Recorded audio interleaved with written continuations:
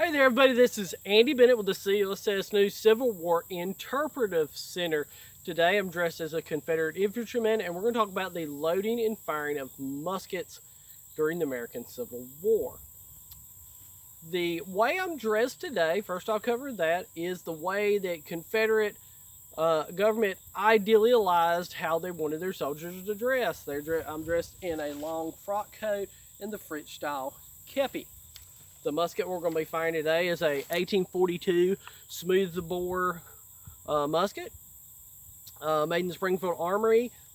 This is a weapon that was common in the arsenals spread across the South that Confederacy captured, and common of early war weapons before they transferred over until they had enough rifled muskets. Right? The equipment I'm going to need to fire this musket is our cartridge box. On the right side, that's where the ammunition is stored at safely. It's a leather pouch with two flaps to keep from any fire from getting in there, because that black powder and the round in a paper tube is, you don't want to get fire to get in there and it blow up.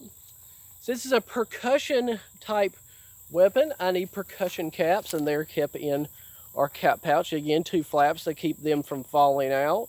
Little wool in there, you can't see it, to keep those caps from falling out if I fell on the ground.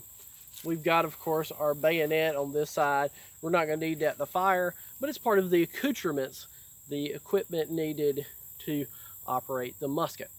Okay, let's take a second and talk about the different parts of the musket, right? We have the muzzle, we have the ramrod, we've got the trigger and trigger guard, and we've got the hammer and the lock. And this is a percussion cap weapon. Like I said, there's a nipple where we're going to put our percussion caps on, right? So we have our parts listed. Okay, today I'm just going to be firing a blank powder charge.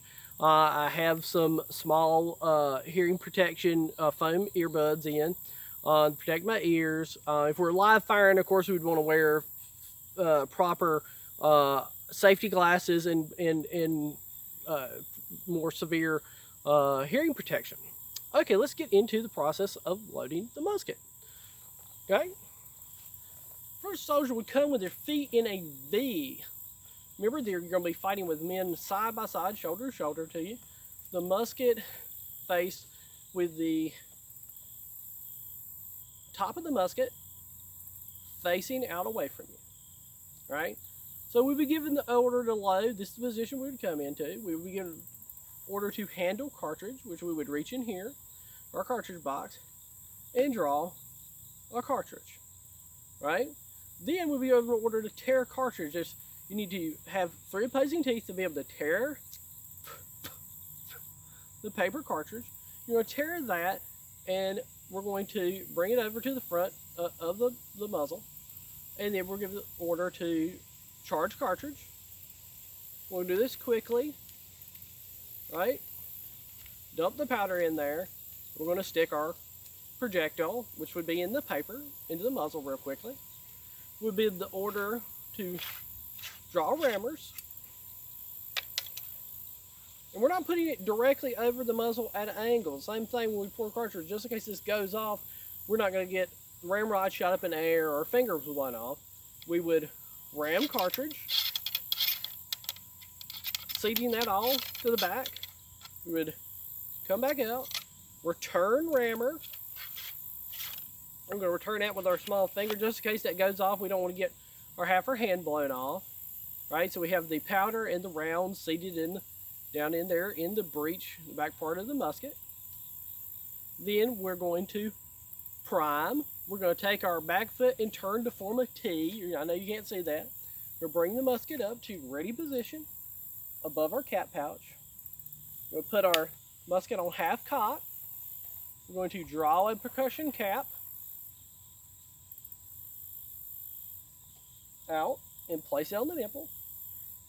So we are now ready. We'll be given order to aim and fire. Thank you for joining me about the process. We would repeat that over and over again, as many times as we were ordered to. If we're going to order fire at will, we would continue firing.